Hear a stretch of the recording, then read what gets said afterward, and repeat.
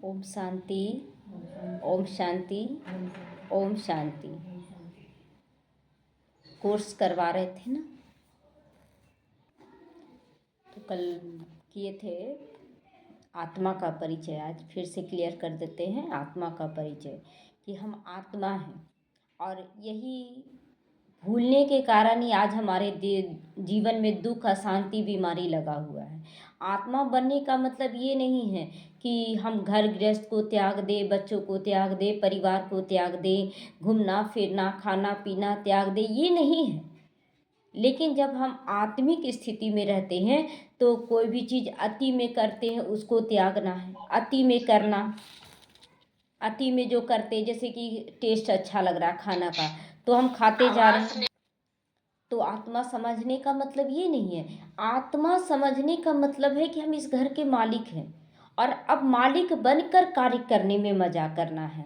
तो जब देह भान में थे तो ना छोटा का पता था, ना बड़ा का पता था, कि ना हम किसी के ऊपर राज्य कर पा रहे थे, ना अपने ऊपर राज्य कर रहे थे। कैसे कंट्रोल करना है, कैसे क्या करना है, कुछ भी नहीं पता था। लेकिन जैसे ही हमें आत्मा का परिचय मिलता है तो आत्मा की शक्तियों का परिचय मिल जाता है, आत्मा के गुणों का परिचय मिल जाता है, आत्मा में आत्मा क्या कर सकती है वो सारा कुछ मिल जाता है। कहाँ रहती है, क्या कर सकती है, ये सारा कुछ उसको पता पड़ जाता है आत्मा बनने से।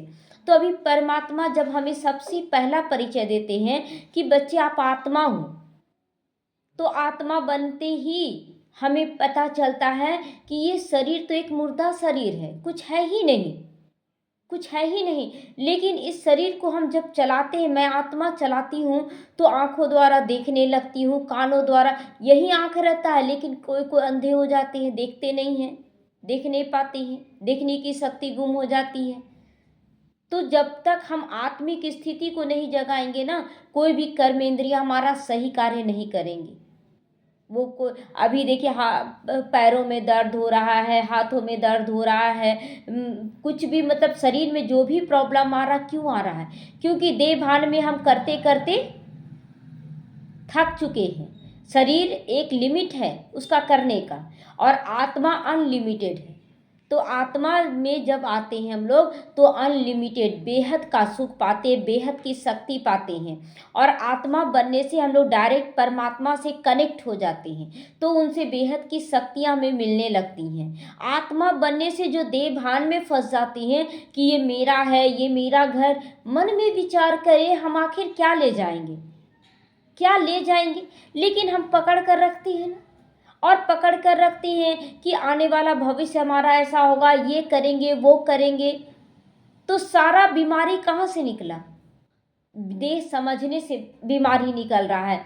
आत्मा बनने के बाद आखिर बाबा क्या दे दिया? वही परिवार है, वही लोग हैं, वही धन संपत्ति, वही घर, वही परिस्थितियां, सब कुछ है। लेकिन आज हर एक बच्चा बोलता है कि वाह बाबा वाह, आपने कमाल कर दिया, मेरा जीवन बहुत सुंदर बना दिया। तो क्या दे दिया बाबा ऐसा कि जीवन बन गया? क्योंकि परिचय दे दिया, आत्मा का परिचय दे दिया, आत्मा की शक्तियों का परिचय मिल गया कि आत्मा क्या कर सकती है। ये परिचय मिलने से धीरे धीरे जो देह भान में हम आ जा रहे थे, उसकी छोटी सी बात हमें परेशान कर देती है, वह ऐसा करता है तो मुझे अच्छा नहीं लगता, ये सब समाप्त हो गया। वो अपना रोल अदा कर रहा, हम अपना रोल अदा करें। आत्मा समझने से ही सारा ज्ञान मिला। अगर देह भान में समझते उसने ऐसा क्यों कहा, हम भी ऐसे कह देंगे, उलट कर जवाब देना, सब कुछ ये करते थे। अभी सोचते हैं कि जाओ बोलो, जो करना है करो।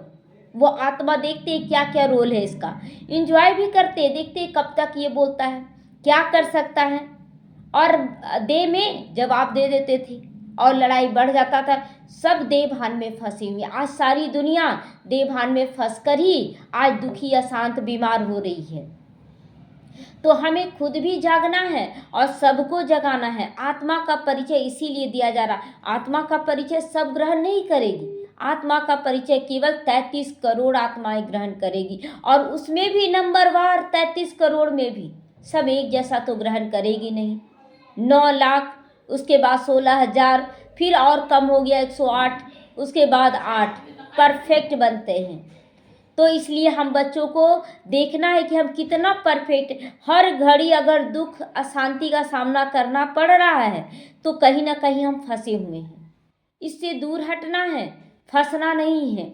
तो बार बार बाबा बोलता है बच्चे तुम प्रैक्टिस करो, मैं आत्मा हूँ, मैं कौन हूँ, मेरे अंदर क्या है, कौन सी पावर है। जैसे ही हम अपने आत्मिक स्थिति में स्थित हो जाते हैं तो परम पिता परमात्मा याद आता है। लोग कहते थे कि 3 लोक होता है, आकाश लोक, धरती लोक और पाताल लोक। क्या पाताल लोक धरती के अंदर होता है? तो धरती अगर अंदर चले जाएं, अंदर चले, इस पार से उस पार जाएंगे तो जैसे ग्लोब, तो पृथ्वी एक ग्लोब है, पृथ्वी एक गोला है जो आकाश में तैर रहा है। अगर इस पार से उस पार हम जाते हैं तो दूसरा देश निकल आता है। इस पार भारत है तो उस पार अमेरिका नजर आ जाता है। यहाँ दिन है तो वहाँ रात है। पता लोग है कहाँ, लोग नहीं समझते हैं। आकाश लोक में सोचते हैं कि स्वर्ग है, तो आज चांद सितारों पे जा रहे हैं, लेकिन वहाँ तो कुछ भी नहीं है, वहाँ तो कुछ मिल ही नहीं रहा है, केवल जा रहे हैं।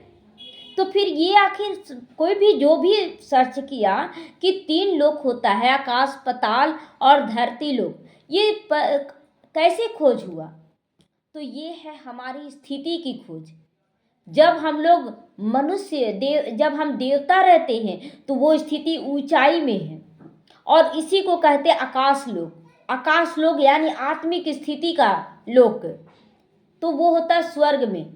तो स्वर्ग में सभी आत्मा की स्थिति में कायम रहेंगे। उसके बाद द्वापर में जब आते हैं हम मनुष्य में आने लगते हैं, लेकिन पाप नहीं करते हैं उतना, विकारों में जरूर गिरते हैं लेकिन पाप नहीं करते, जो पाप अभी कलयुग में हो रहा है। तो उस समय मनुष्य लोग कह रहे हैं, लेकिन जब अभी क्या बोलते हैं, मनुष्य तो आज जानवरों से भी बदतर हो गया है। तो ये पाताल लोक मतलब अपनी देह भान से भी नीचे गिर चुके हैं, जानवर बन चुके हैं। तो यही पाताल लोक हुआ।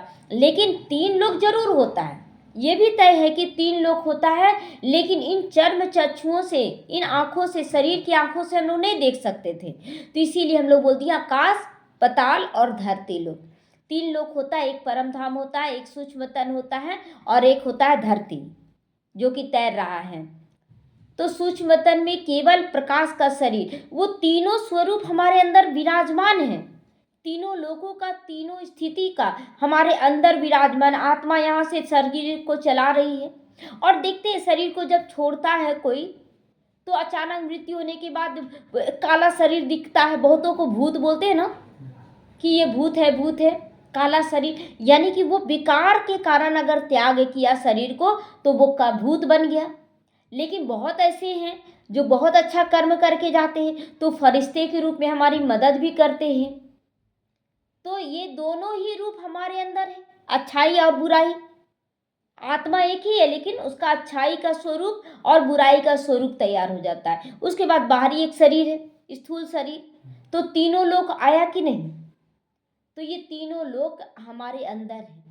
और सबसे ऊपर जो परम धाम में है वहाँ निराकार आत्मा और परमात्मा रहते हैं। परमात्मा ज्ञान सूर्य, जिनसे पूरा ब्रह्मांड रोशन हो रहा है। सारी शक्तियाँ कहाँ से मिल रही है? जैसे सूर्य एक जगह है तो सूर्य से सारी शक्तियाँ प्राप्त होती है ना।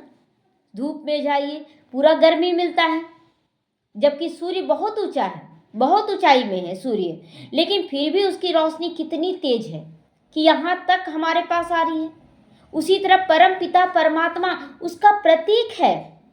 सूर्य किसका प्रतीक है? ज्ञान सूर्य शिव बाबा का प्रतीक है। जो परम धाम, जो आकाश से कई गुना ऊंचा स्थित है परम धाम, उसमें रहकर भी उसकी शक्तियाँ यहाँ तक पहुँच रही। आज बच्चे मंदिर जाते हैं, मस्जिद जाते हैं, गुरुद्वारा, चर्च, कहीं भी जाते हैं, यह याद करते हैं विपरीत परिस्थितियों में तो उसको शक्ति का तुरंत अनुभव हो जाता है। क्यों? कनेक्ट हो जाते हैं हम लोग, विचारों से कनेक्ट। बाबा तो वहाँ से दे रहा है, जब हम उनको याद करते हैं तो विचारों से कनेक्ट हो जाते हैं। यही हम लोगों का कनेक्शन है, विचारों का ही कनेक्शन है। तो जब हम याद करते हैं, उनसे कनेक्ट होते हैं, उनसे शक्तियाँ मिलने लगती हैं। तो भगवान तो आज मेरी मदद बहुत अच्छे से किया, यही बोलते हैं। भगवान तो एनी टाइम रेडी है हमारी मदद करने के लिए। क्या हम लोग याद करते थे पहले? हम लोग तो जानते ही नहीं थे, तो याद क्या करेंगे। और इतना अविश्वास था हम लोगों के अंदर कि जब परिस्थिति आता था ना, तो सोचते थे हनुमान जी आ जाओ, बजरंगबली आ जाओ, गणेश जी आ जाओ। मतलब अविश्वास था हमारे अंदर कि उसको याद करेंगे, पता नहीं वो आएंगे कि नहीं, चलो उसको याद कर लेते हैं, उसको वो भी आएगा कि नहीं आएगा, उसको याद कर लेते। नहीं, सब देवी दुर्गा को ज़्यादा मानते, दुर्गा माता आ जाओ। मतलब कितना तरह का हम लोग खुद भी किए हैं ना, एक साथ कई देवी देवताओं का आह्वान। जब कीर्तन करते थे ना, तो एक साथ कितनी सारी देवी देवताओं का कीर्तन करते थे। सब खुश हो जाओ, सब खुश हो जाओ, ताकि टाइम पर ना कोई तो मदद कर देगा, हाँ, कोई तो मदद कर देगा, क्योंकि पहचान नहीं था। और अब सोचिए कि एक बाबा का परिचय मिला, एक आत्मा का परिचय मिला, कितना स्थिति बन गया, कितना स्थिर हो गए हम लोग। अब लाख दुनिया वाले कहे कि यहाँ जा रहे हैं, यहाँ जा रहे हैं, यहाँ बहुत सिद्धि है, यहाँ जाने से ऐसा होता है, क्या विश्वास जागता है अब? बिल्कुल भी नहीं, 1% भी विश्वास नहीं जागता है। क्यों? क्योंकि हमें तो मिल चुका है, पाना था सो पा लिया, और क्या बाकी रहा। ये नशा चढ़ रहा है सबको। ये नशा कितना चढ़ता है, दिन भर, मतलब एक दिन भर के कोई भी काम करते हुए ये मनन चिंतन अंदर में चलना चाहिए, कौन मिला है हमें, क्या ये नशा है? कुछ भी कर सकते हैं, अभी हम कुछ भी कर सकते हैं, इतनी ताकत है, इतना हमारे अंदर ताकत है। भगवान को पाने के बाद लोग हमारे को देखे ना तो बोले कि आप इतने खुश क्यों हैं। लोग हमें देखकर बोले कि आप इतने खुश क्यों हैं, तो हमारा चेहरा चलन उसको इतना आकर्षित कर ले, वो पूछने को विवश हो जाए कि आप इतने खुश कैसे रहते हैं, एकदम निश्चिंत कैसे रहते हैं।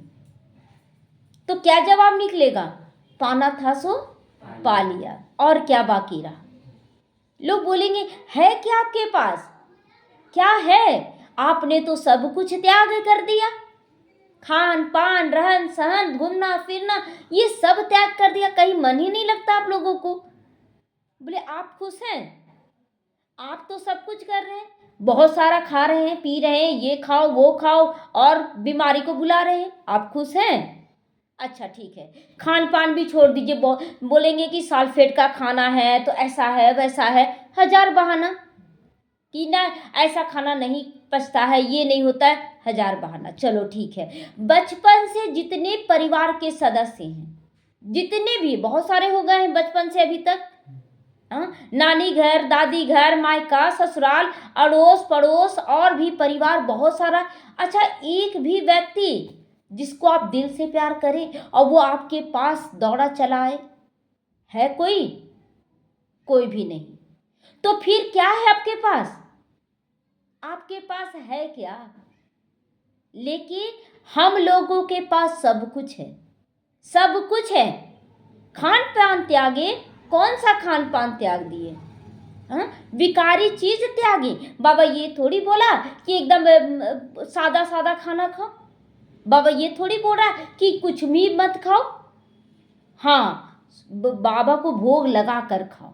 क्या गलत बोल दिया? बाबा को भोग लगा कर खाने से और ही ज़्यादा शक्ति बढ़ रहा है, और ही मज़ा आ रहा है।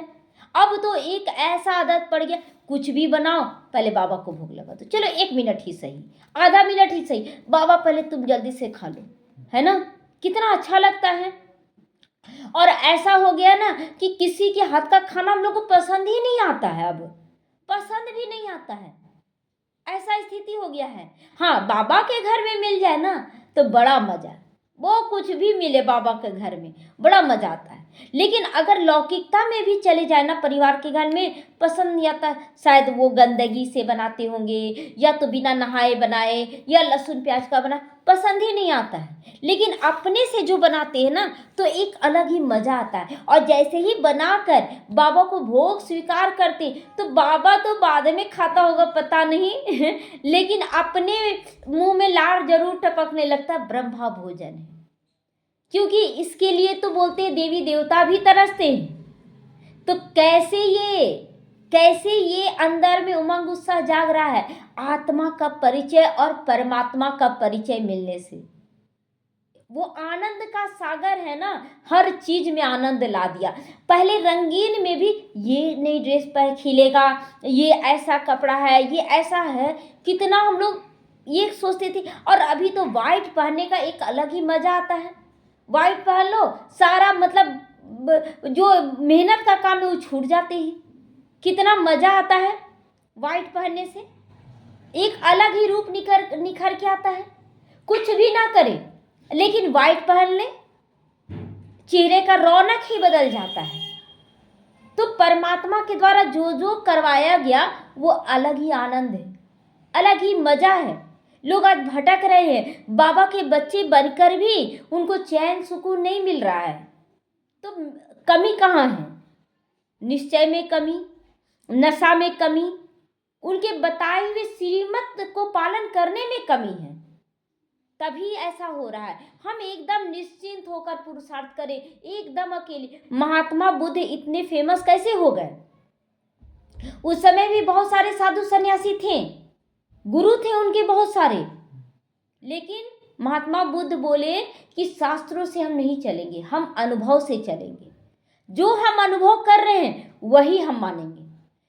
यहाँ तक कि उनका जो गुरु लोग थे, जितने भी गुरु थे, उनको ढोंगी साबित कर दिए थे कि ये तो ढोंगी है, ये तो सब कुछ छोड़ दिया, सन्यासी बनकर सब गृहस्थियों का खाना खाता है, ये करता है वो करता है। और महात्मा बुद्ध बोले कोई हर्जा नहीं है, क्यों नहीं करेंगे, लेकिन हम अपनी धारणाओं पर हैं कि हम आत्मिक स्थिति में रहकर केवल अच्छा कर्म करेंगे, श्रेष्ठ कर्म करेंगे। उस समय के अनुसार जो था वो बहुत अच्छा से किए, और इसीलिए इतना गुरु कोई नहीं फेमस हुआ, लेकिन फेमस कौन हुए?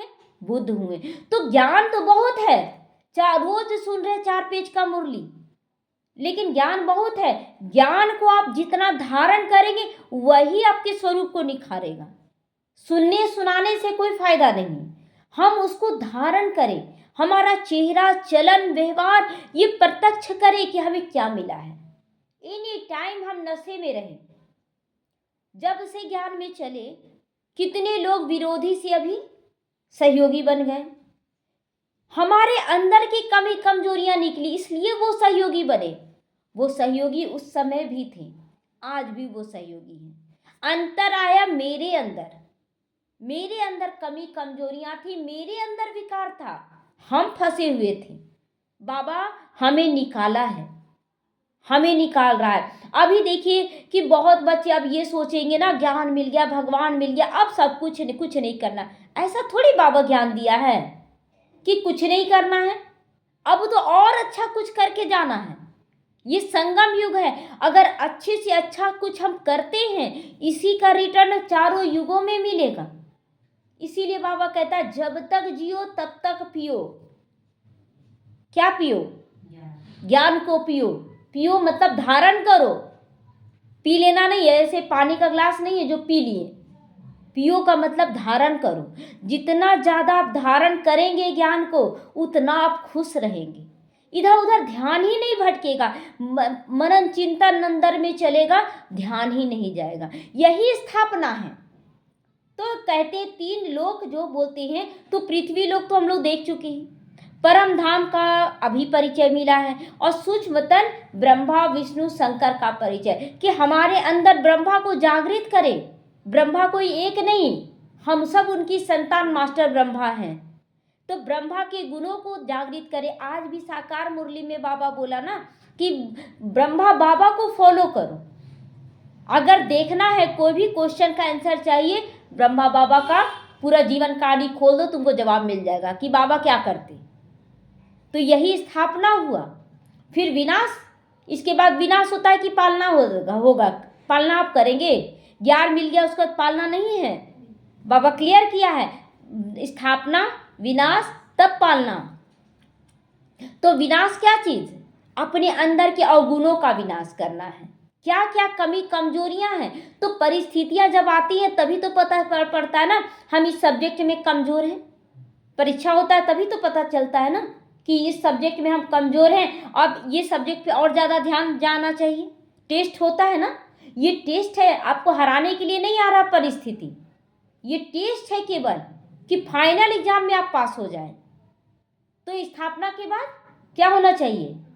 विनाश होना चाहिए। उसके बाद जब हम विनाश कर लेते अपने अंदर की कमी कमजोरियों का, विकारों का, तब हम दूसरी आत्माओं को पालना देने के निमित्त बन सकते हैं। अब जो ज्ञान का धारणा किया नहीं, जो विनाश अपने अंदर की कमजोरियों का किया नहीं, वो पालना कैसे करेगा?